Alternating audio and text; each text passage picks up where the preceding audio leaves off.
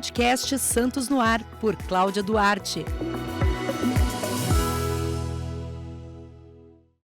Olá, bem-vindos ao Santos no Ar, o podcast que tem o objetivo de valorizar o empreendedor de Santos e também servir de inspiração para quem tem o sonho de empreender.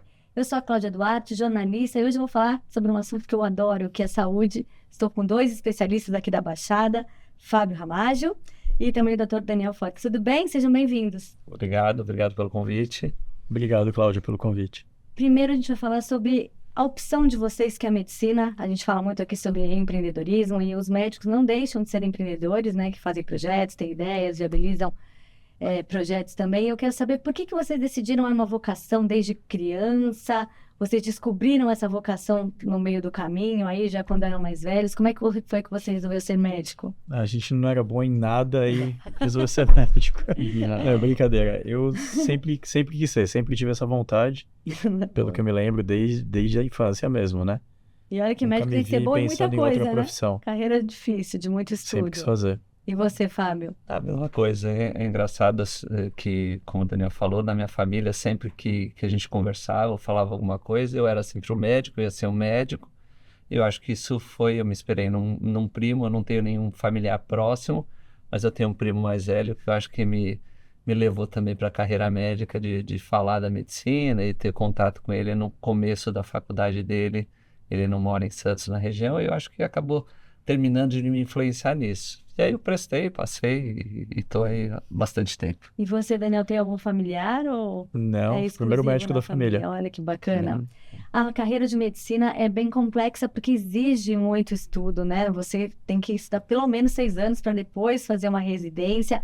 E você é cirurgião do aparelho digestivo, Daniel, Dr. Fábio, ginecologista, agora trabalha com videolaparoscopia, né?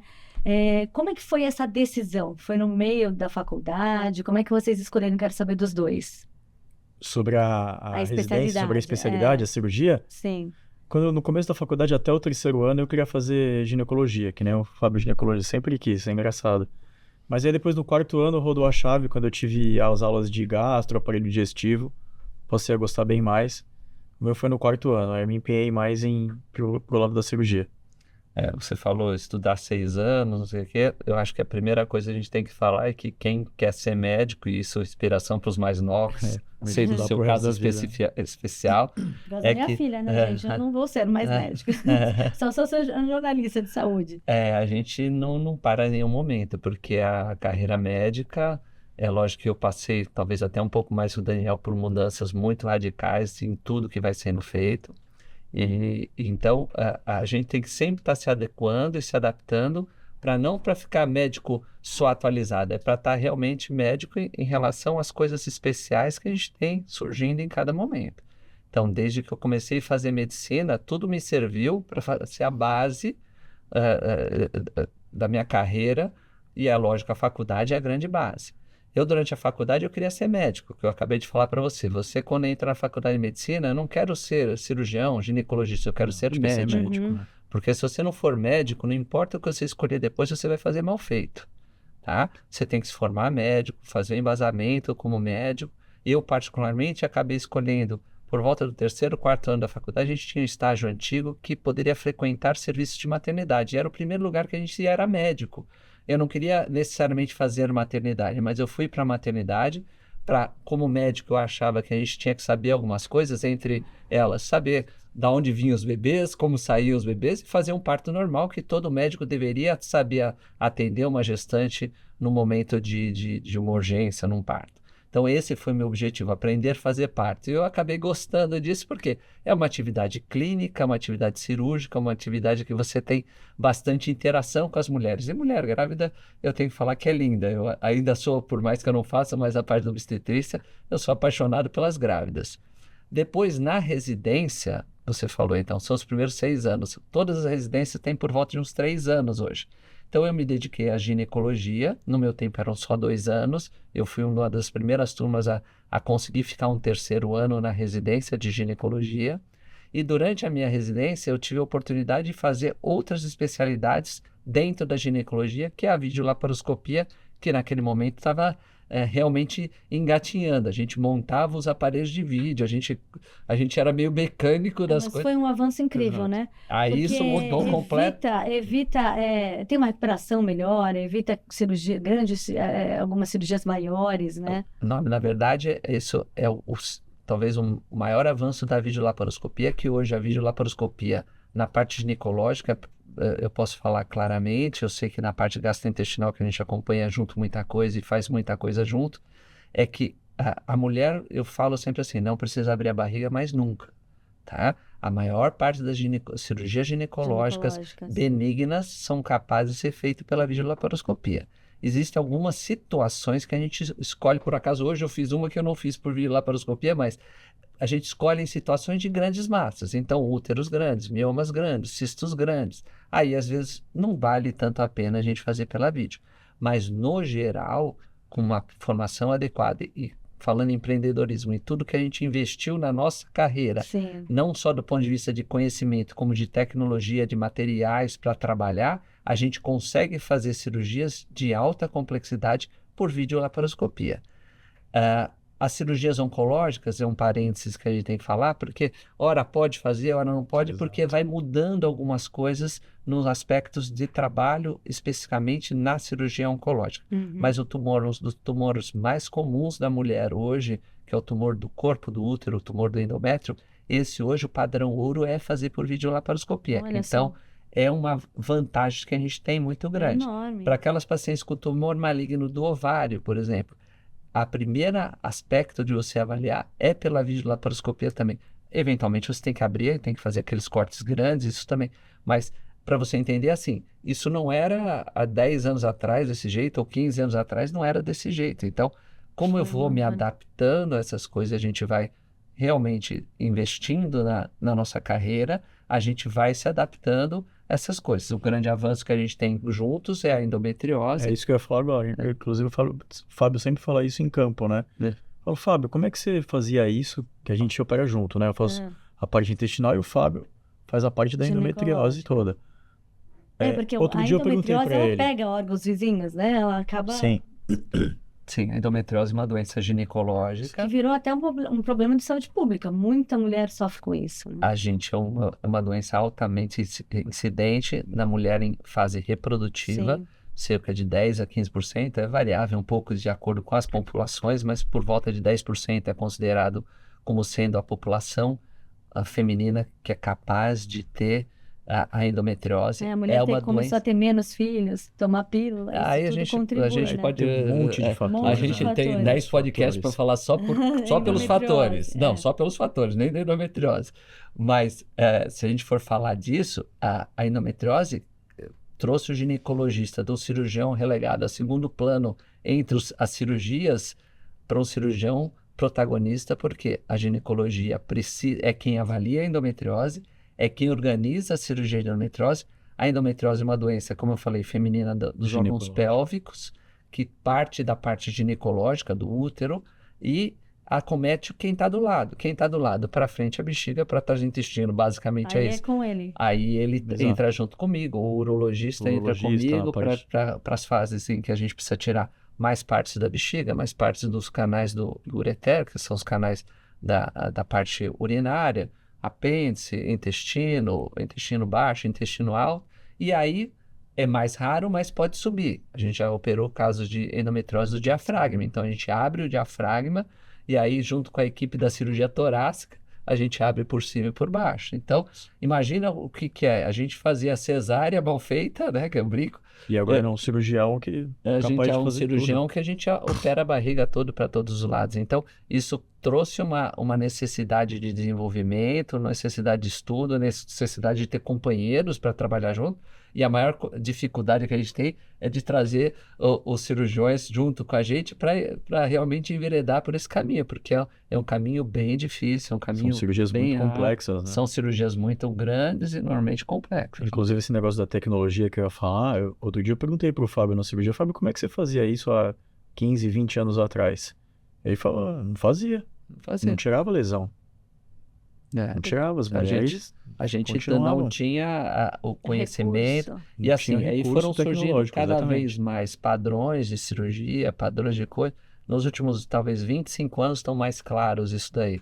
Nos últimos 20 anos, talvez a gente tenha realmente já esteja acompanhando os maiores grupos do mundo. E a gente tem a vantagem de falar que a gente aqui em Santos tem um grupo grande que cuida, não sou só eu e o Daniel, tem outros colegas que estão juntos, e graças também ao envolvimento dos colegas, empreendedorismo de novo, a gente está sempre junto, sempre estudando, sempre tentando melhorar. A gente está andando junto com os maiores centros do mundo, não é só do Brasil. A gente tem tido oportunidade de acompanhar grandes centros do mundo em cirurgias minimamente invasivas, que são as chamadas laparoscopias.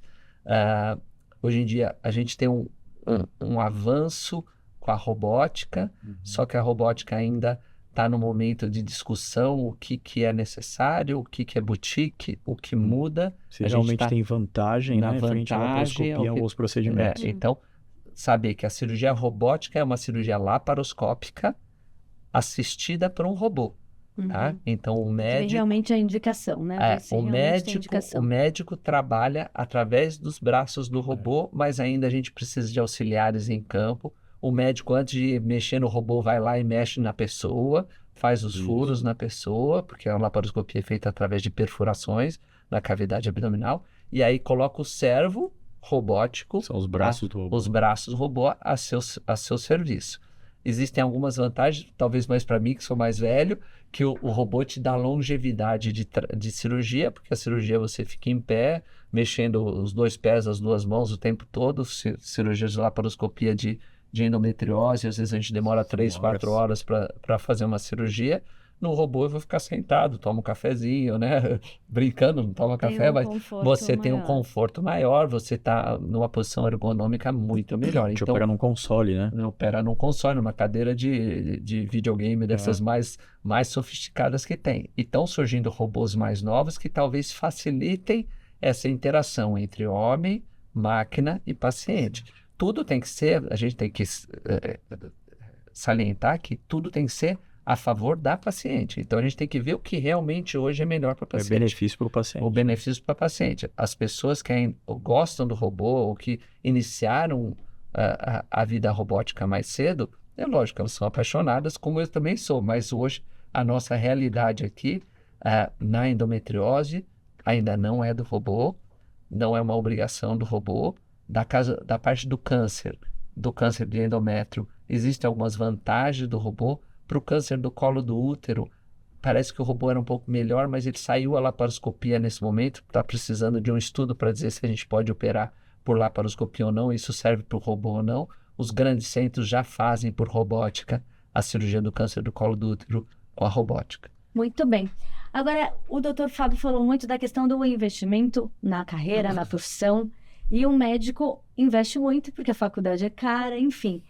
E não aprende gestão, né, na faculdade de medicina. Eu acho que... Não, esse é o maior defeito mesmo. Então, tem esse gargalo, doutor Daniel. Você acha que realmente o médico, hoje em dia, ele está procurando realmente melhorar esse aspecto de fazer dinheiro, né? Porque às vezes o médico fica, eu vou comprar alguma coisa, fazer uma médica, então vou fazer plantão, tal. Não, porque o médico, ele tendo essa noção de gestão, é um diferencial na vida dele, Sim, né? Não, isso já é perceptível, né? Você vê que em tudo que é mídia social, já aparece curso de gestão para médico. Sim. Para acompanhar outras pessoas.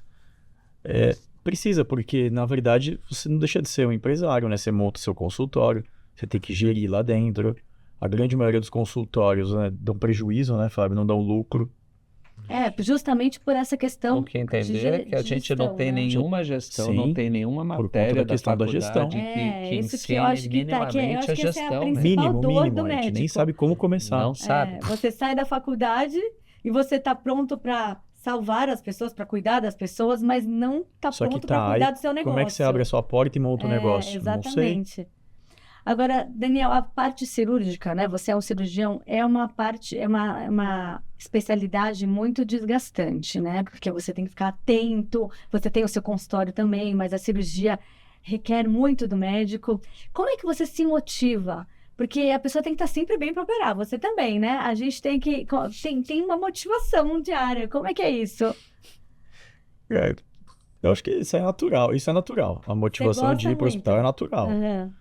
Agora, como é que você faz para se sentir melhor? Pra gente se Como sentir que bem você no se nosso dia a prepara? dia? Como é que... Porque toda profissão, eu, por exemplo... Eu gosto de sempre ver... Eu tenho uma cirurgia grande para fazer, eu sempre vejo vídeos antes, discuto com outros colegas da equipe, mas sempre preparo, como eu preparo fisicamente, você diz? Não, a questão de você mesmo... Por exemplo, eu sou jornalista e eu adoro melhorar a qualidade de vida das pessoas de alguma forma. Então, levando informação de saúde, que é a minha especialidade, ou mesmo de melhorar a qualidade de vida dela em todos os aspectos, na vida corporativa, na relação entre as pessoas, com os amigos, com o marido, com os filhos. Tá. Então, eu me motivo em levar informação de qualidade, que hoje em dia é muito difícil isso, para as pessoas. Eu acho que essa preparação começa já no consultório, em como você vai tratar a pessoa, como você explica para ela qual vai ser o andamento do tratamento. E pro dia cirúrgico realmente é muito puxado o nosso dia cirúrgico. Eu opero o dia inteiro na BN, o Fábio opera o dia inteiro na casa de saúde. É exaustivo. Uhum. Eu acho que pra gente sair para trabalhar, parece que a gente, não importa o que está acontecendo, a gente sai para trabalhar. Não importa o que está acontecendo, é isso. Não importa o que está acontecendo, a gente sai para trabalhar. A gente tá saindo de um período de folga, né, de férias aí. Sim, um recesso, E né? a gente parece que quando entra de férias fica gripado, parece que está com dor de cabeça, parece que está cansado, parece que não quer fazer as No coisas. dia a dia não tem isso, né? No dia de trabalho, não importa o A que está gente nem acontecendo. 6 horas da engraçado manhã, isso, tocou né? o despertador, você levanta e tá lá com cara boa para trabalhar, para O operar. cansaço, eu acho que... É isso, eu nunca pensei nisso que você me perguntou, essa é a verdade. Você sabe que o Luiz Gonzaga, o Lizalca de Santana, que era colunista aqui na Tribuna, Uhum. ele falava isso. Ele falava, Deus me livre das pessoas desocupadas. Porque quem tá Ah, é desocupado verdade. sente tudo. E tá cansado, e tá estressado. E a Mas- gente que tem muitas coisas pra fazer, acaba... Você precisa de uma coisa, que você precisa que peça alguma coisa pra alguém, peça pra alguém ocupado. Exatamente. Você pedir pro desocupado, não vai dar certo, né? E com relação à conquista na vida, assim, corporativa, na sua vida de trabalho, qual foi a sua melhor conquista? E se você tem algum sonho ainda? Aí eu começo, uma das minhas melhores conquistas foi trabalhar Olha. junto com o Fábio. Ah. Ele sabe disso, é verdade. Eu adoro que eles me chamaram pra equipe da endometriose. Ah, É um baita de um com orgulho que eu certeza, tenho, muito E essa legal. equipe da endometriose, ela é dentro do hospital ou não? A gente, é até engraçado falar isso, a gente não conseguiu um hospital que albergasse a gente realmente Olha aí, com o ó. mote da endometriose e realmente fomentar estudos, essas coisas. Então, quem E é uma trabalha... preocupação aqui na cidade. Eu acho que até a Audrey, vereadora, tem um projeto de endometriose. A vereadora não, agora a vice-prefeita, né? Ex-prefeita, Com a temos que equipe. falar bem dela, porque graças a ela a gente conseguiu um enfoque tão importante. É o outro colega da equipe, Dr. Guilherme Caran, não sei se você conhece, é uma pessoa que, desde que chegou em Santos, bateu muito na necessidade da assistência das pacientes com endometriose.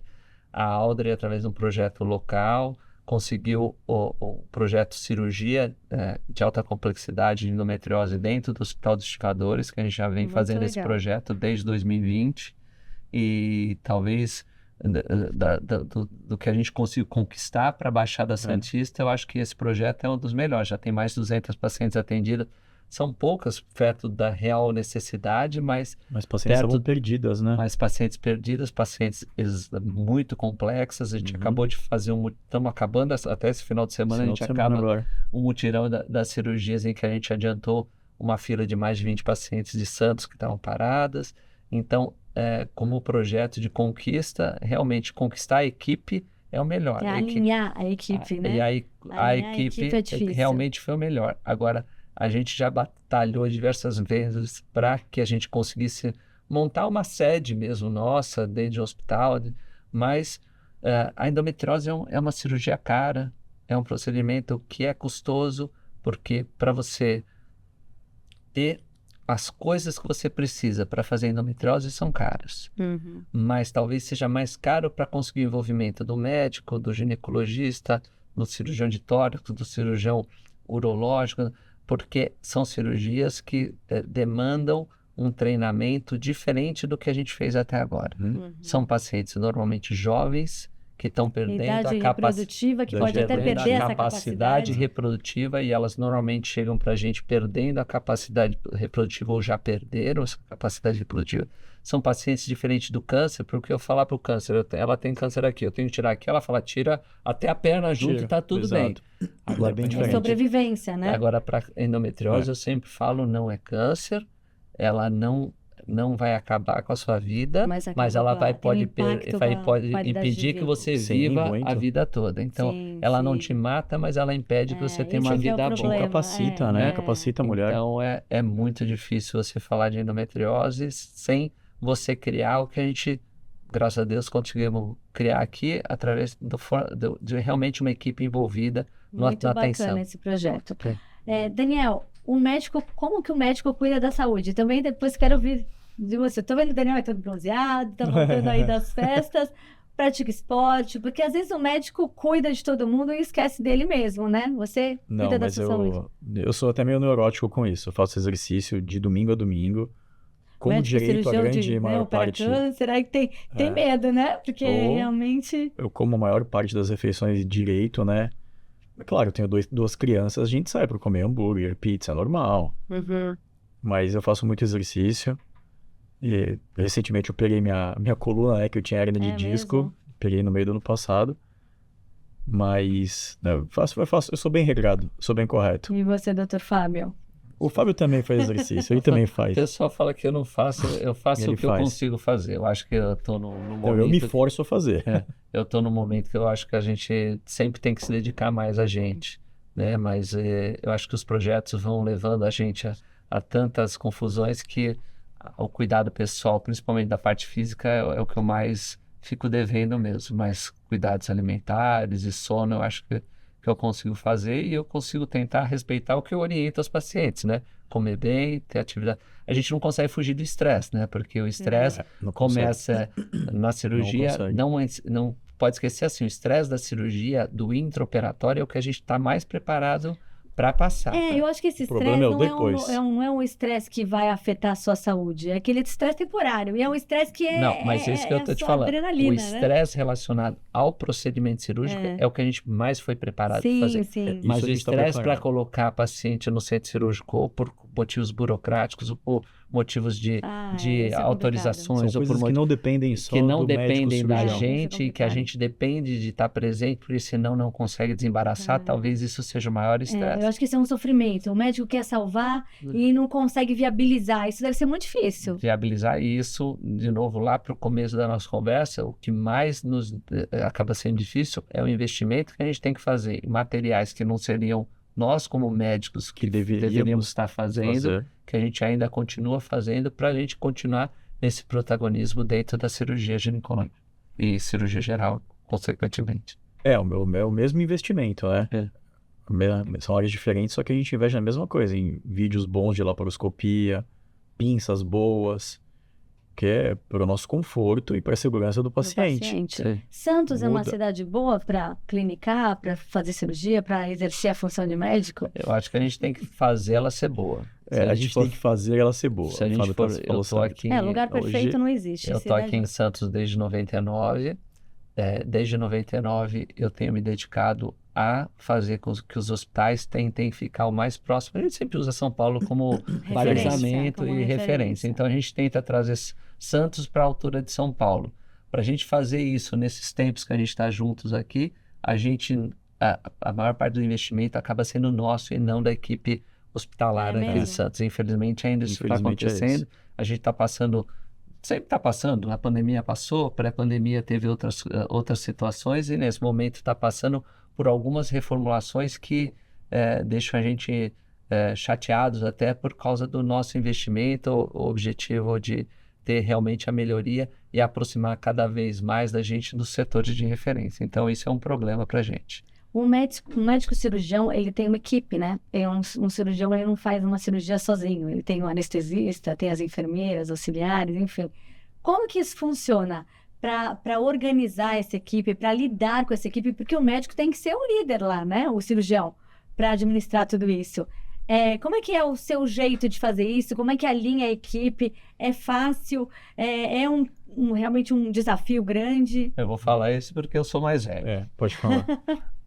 Mas não é Mas fácil. depois eu Não quero é saber do fácil. Daniel Mas na também. verdade, assim, o médico velho, você... Olha, quantos anos você tem? Bastante. Eu sou mais velha que você, então o negócio tá Mas o médico mais velho que eu, então, eu dizia assim, para você entrar na sala dele, você tinha que pedir licença, tinha que ter toda uma série de normas que você seguia parecia meio frescura, mas hoje eu vejo que Faz isso falta. faz, na hierarquia, faz falta né? e a hierarquia da sala cirúrgica é muito importante. O cirurgião, quando a gente está na sala, o cirurgião é realmente o dono de toda a cena. Ele é o protagonista e ele que tem que dar as ordens. Então, muitas vezes, você é imperativo nas formas de falar, eventualmente até grosso. Bravo. O pessoal Não, fala que eu até sou porque bravo. não é nem isso, é porque às vezes é uma urgência e não dá pra ficar, Não é, tem que gente. resolver, né? Não é só urgência. As coisas têm que ser do jeito que o dono, vamos dizer assim, que é o negócio. protagonismo, Dono do tem que negócio. ser. Se ele está de dono, eu obedeço a ele. Se eu tô, ele me obedece. Porque você vai fazer o seu melhor Vou fazer do o- seu jeito. E aí a Não gente, pode estar do outro a jeito. gente coordena a equipe dessa forma. A gente tem normalmente o cirurgião na parte ginecológica, na parte em que entra eu e o Daniel junto. A gente tem o cirurgião como líder da equipe. Quando a gente troca, quando vai ser para a parte dele, ele que toma a rédea das coisas, a gente prepara. Nos casos que a gente entra junto, normalmente é de endometriose. Então, essa paciente chega normalmente pela ginecologia. Então, sou eu que preparo a paciente, eu que coloco a paciente em campo, eu que preparo as coisas para fazer, mas eu sempre que eu vou mudar alguma coisa, Daniel, para a sua parte, posso fazer desse jeito, daquele jeito, o que você prefere? Esse caso, eu sugiro isso, e a gente sempre discute esse briefing que a gente fala. A gente, hoje em dia, faz muito com WhatsApp e tal, troca Sim, sim. muitas mensagens, mas muito tempo já foi. Em casos mais preocupantes, eu ainda ligo para ele, ó, esse caso eu vi isso, eu vi aquilo, né? E a gente vai fazer, como cada uma das especialidades que a gente trabalha junto na endometriose, precisa se conversar, porque senão vai dar errado. Cirurgia é feita para dar errado. A gente tem que fazer dar A gente certo. tem que fazer dar certo. E para fazer dar certo, a gente tem que preparar a paciente previamente, fazer um diagnóstico perfeito, ou mais perfeito do que é possível, ter todos os materiais, todos os devices que a gente fala disponíveis para cada uma das Caso situações precise. que você precise e que possa encontrar, e ter equipe montada. Então, se eu sei que eu tenho uma lesão grande no intestino, uma lesão ligada ao intestino, o Daniel, o Dr. Guinness vai estar à disposição lá da gente para a gente estar junto nesse momento, e a minha equipe vai estar à disposição deles no momento que eles precisarem para isso daqui. E nas complicações a mesma coisa. Mesma coisa. Porque pode complicar, né? Dali a Exatamente o 2, que ele 3, falou. 4, 5 dias. Foi feito para dar errado, Complica, mas vocês volta fazem todo dar mundo. certo. É. Agora a gente está terminando o nosso tempo aqui. Quer complementar alguma coisa? Não, o que eu digo, o cirurgião é o dono da sala, que nem o Fábio falou, porque a gente se responsabiliza por qualquer coisa que aconteça. Sim, qualquer intercorrência, é vocês que O, estão o, lá. o auxiliar de enfermagem fez alguma coisa errada, aconteceu alguma, a culpa é nossa. É que nem a editora O do meu auxiliar veículo fez de alguma comunicação. coisa, a Saiu culpa uma é matéria nossa. errada, não foi eu que fiz, não foi a Noel, mas aí ele assina, né? Pela quem equipe. assinou. Esse- Então é isso. Agora, a questão da equipe, continuando ainda falando da equipe, você falou que é rígido, tal, mas você que escolhe ou nem sempre é a sua equipe que está lá? Não, hoje em dia a gente só trabalha com a nossa equipe, não tem... Eu tenho a minha Não equipe tem de, essa coisa de de cair cirurgia, com que sou eu e o qualquer- Dr. Guinness, o Não. Fábio tem a dele. Não, a gente monta a nossa equipe, a minha equipe, basicamente sou eu e minha esposa, a doutora Inara, Também é gineco ela? que também é gineco, ela é mais... foi minha residente, eu sempre brinco que ela é minha residente de cima, minha R+, então eu sou sempre o que chega primeiro e que sai depois. O Guilherme é outro coordenador, junto com a gente dos programas de endometriose, então a gente faz esse trio. A gente tem uma mais nova que já está com a gente, formada pela gente, a doutora Renata, e a gente tem fellows que treinam com a gente, são médicos já formados, pós-graduados, já feito faculdade, feito residência, e que está conosco para aperfeiçoar a parte da cirurgia ginecológica. Então, a nossa equipe da parte ginecológica é isso. E aí chega o Daniel, junto com o Dr. Guinness, que se O incorporam Guinness com a é o gente. cirurgião que eu trabalho junto no consultório, a gente faz consultório junto e faz as nossas cirurgias todas juntas. E a gente tem a coordenação da Beneficência Portuguesa de Cirurgia, e os Sim. residentes lá ajudam a gente forma eles. A questão humana. O médico é um especialista, mas ele é um ser humano que às vezes se blinda, às vezes não sei se consegue. Eu conheço bem o Dr. Daniel, que tive um caso consigo. recente da minha família com ele, e ele me deu todo um aparato emocional, inclusive. Como é que faz isso, Dr. Fábio? Você limita os seus pacientes, ou você acaba se envolvendo? Porque o parente, ele acaba invadindo o médico, porque ele quer uma resposta, ele quer É um aflito, né? ajudar. Eu acho que o que mais mudou nas relações pessoais, na verdade, são as formas de comunicação através das mensagens imediatas. o que mais eu acho que é o problema hoje é a necessidade imediata de ter uma solução. resposta. Então, é o WhatsApp. E não é uma ciência exata, né? Não só por isso, nas comunicações. Entendi. A gente está muito tempo em centro cirúrgico, eu fico horas sem olhar o celular. A maior parte das comunicações que a gente faz, a gente procura dar todas as informações e todo o acesso para pacientes e seus acompanhantes das coisas que elas precisam saber a cada uma das situações que acontecem. Uhum. Mas essa necessidade de que tudo tem que ser imediato, isso eu acho que mais complicou as nossas relações humanas. E em cirurgias grandes, em que a gente tem várias coisas que podem acontecer, também é um preocupante. Por outro lado, eu acho que as pessoas mais antigas, aí, os nossos pais, os nossos avós, tinham mais capacidade de lidar com as coisas do cotidiano, mesmo de pós-operatórios. Eles entendiam que uma ferida estava mais suja, que estava mais machucada, que estava mais vermelha, entendia a relação mais da normalidade. Eu acho que as pessoas perderam um pouco esse critério, porque tiram foto, mandam WhatsApp, quer saber o que aconteceu imediatismo. Então, esse imediatismo, essa relação, Isso acho desgasta, né? eu acho que está pior, e eu acho que dos desgastes que eu comecei a minha vida sem um WhatsApp. Então, eu tenho que te dizer que eu acho que isso mudou bastante. Sim. Bom, para terminar, agradeço você muito a presença. Eu sempre peço uma dica para quem está começando. Minha filha passou em medicina, então com certeza ela vai assistir. Uma dica para quem está começando na profissão, para quem está entrando em medicina ou saindo da faculdade, como a sua filha, por exemplo. Uma dica de vocês, de cada um. Dá as caras, faz. Nunca procure fazer o seu mínimo, sempre faz o máximo, sempre faz mais do que as pessoas esperam de você. Muito bem. Entender que não pode ficar parado, tem que abrir os horizontes, medicina não fica parada. Eu sempre falo que no meu início da vida, eu não tinha nem ressonância magnética no hospital que eu fiz residência, eu fiz na Santa Casa de São Paulo, que era um dos maiores hospitais da América Latina. Então, entender que a medicina não fica parada, e se você ficar parada, a medicina passa por cima. Perfeito, muito obrigada pela presença de vocês. Lembrando que nós temos episódios novos todos os domingos no Spotify, também no YouTube e no site da Tribuna. Muito obrigada pela audiência e até a próxima. Podcast Santos no Ar, por Cláudia Duarte.